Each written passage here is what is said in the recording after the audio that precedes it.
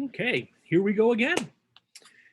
In our last video, we looked at group transfer reactions where we took a carboxylic acid and alcohols, thiols, or amines in order to then make esters, thioesters, or amides. Hydrolysis reactions are just the opposite of that. And they're very, very common reactions in biochemistry. The first step in the digestion of proteins to amino acids happens by way of hydrolysis. The first steps in the conversion of fats back into fatty acids and glycerol, hydrolysis. Conversion of starch into glucose. When you eat potato chips, lots of starch in potatoes has to be broken down into glucose. That breakdown happens through hydrolysis reactions. And so we can see here that, again, it's just the opposite of what we looked at in the last video. Here we have an ester. Now, as the name suggests, hydrolysis, we have to add water into this. Just like in group transfer, we lost a water molecule. Now we're adding one back in. And we can see that what we end up doing here in the case of the ester is we cleave this bond here from the carbonyl carbon to the oxygen of the ester. That bond gets cleaved. From the water, we now form our OH back onto the carboxylic acid and our H onto the alcohol. And the same exact process with the thioester and the amide. Slightly different here with the amide, which we will talk about towards the end of the video. And so step one, break that single bond between the carbonyl carbon and the heteroatom. And so that carbonyl carbon, the carbon where that is double bonded to the oxygen, between that and whatever the heteroatom is, the oxygen in the case of an ester, the sulfur in the case of the thioester, and the nitrogen in the case of the amide, we break that bond. Then we add an OH group onto the carbonyl carbon of the acyl group that's left. That forms our carboxylic acid. We then put a hydrogen onto the heteroatom, and that reforms our alcohol, thio, or amine. And we can see that right here. So again, here in step one, we're going to break this bond between the carbonyl carbon and our heteroatom. And so that bond is right here in the case of an ester, right here for our thioester, and right here for our amide. That is then going to give us, so that it cleaves that whole compound in two, that gives us in each case, remember our acyl group, that acyl group is our carbonyl and the R group attached. So it's going to give us our acyl group and our heteroatom attached to whatever else that was attached to. And so we can see that, we can see that happening in each case here. Next, what we're going to do is we're going to take our acyl group fragment, so this fragment here, we're going to take that fragment and add on an OH coming from the water. That forms our carboxylic acid. We're then going to take a hydrogen, that hydrogen that's left from water, and add that onto our heteroatom. So we can see here in the case of the ester, when we cleaved it, we had our acyl group, and we had our oxygen that was still hooked to the other R group. We're now going to put a hydrogen onto that oxygen to form our alcohol. In the case of the thioester, we had a sulfur with the R group. That sulfur with the R group then gets its hydrogen to form our thiol.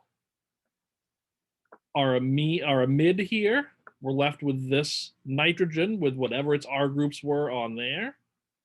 It is now going to get its hydrogen to form the amine, either a primary or a secondary. Now, something is then going to happen with this amine and the carboxylic acid. So we can see here that if we're starting from an amide, so we're going to end up getting an amine, and we're going to get our carboxylic acid.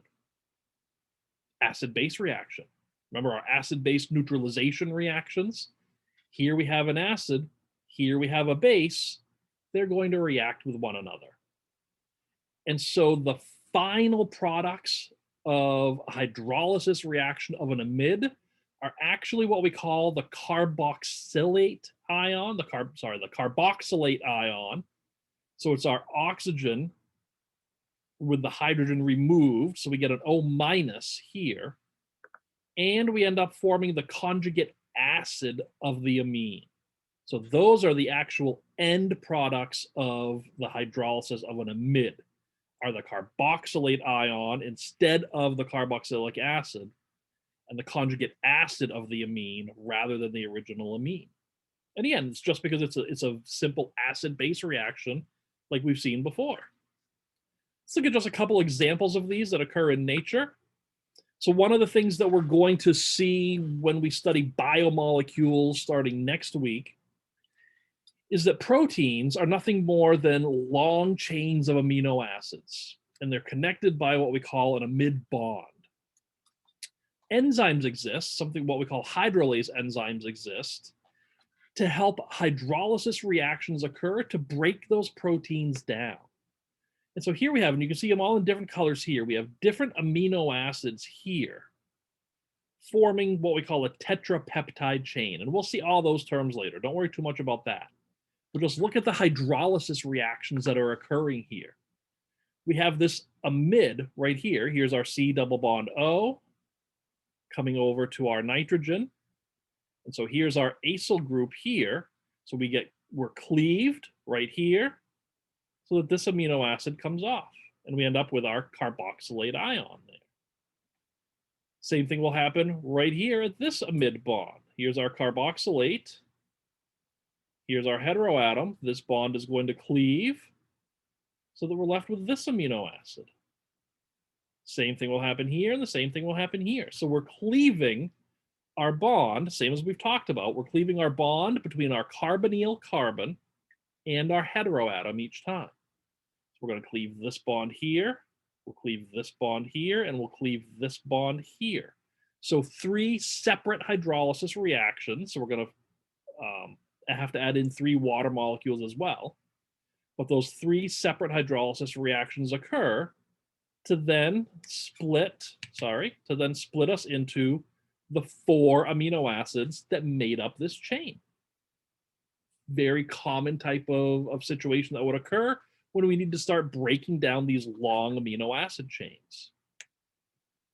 Saponification, the hydrolysis of triglyceride oils. This would be how we make soap. And so we can take triglyceride, we can take fat, and we can then use that in a hydrolysis reaction to get the glycerol out, but also what we call a fatty acid carboxylate salt, which is essentially just soap. This saponification reaction is how soap is made.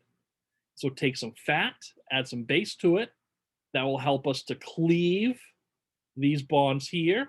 So, it's just written in the opposite way, but these are all just esters here. Here's our carbonyl group hooked to an oxygen. So here's an ester, here's an ester, here's an ester. So these are all going to cleave here in this hydrolysis reaction. We'll be left with our glycerol and our fatty acid carboxylate salt in order to make soap from that. And so these are all just different types of biological reactions or different types of reactions that may happen. And they're all just simple hydrolysis reactions, which are the opposite of group transfer. And so digestion of fats, the hydrolysis of that triglyceride by certain enzymes is the first step in digestion. In being able to digest our food, we have to, there are hydrolysis reactions that occur in order to start breaking some of these compounds up. Fatty acids get transported to muscle cells where they're further metabolized, further broken down by hydrolysis reactions to eventually go on to form energy. They can also be transported to fat cells where they become re-esterified to form triglycerides for storage. And so if we break down, if we're eating too much fat, and we're breaking down and then we break down these fats in our bodies, we don't necessarily get rid of all of it as waste. And if we don't use it to form energy, then some of those will then go through another group transfer reaction to go back the other way. So we might ingest some fats. Those get broken down by hydrolysis reactions. But then if it's not all used for energy, Group transfer reactions will occur again to form the triglycerides for storage, and those end up as fat cells. And so the key takeaway from this is to remember that these hydrolysis reactions are simply the opposite of our group transfer reactions. We form esters, thioesters, and amides through a group transfer reaction. We form them from carboxylic acids and the appropriate alcohols, thios, or amines. We can then take those esters, thioesters, or amides and break them back apart into the carboxylic acid and the appropriate other compound by way of a hydrolysis reaction. So that is all for this video. That's the way the cookie crumbles. That was a poor segue, and I apologize for that. So I'll just say you stay classy.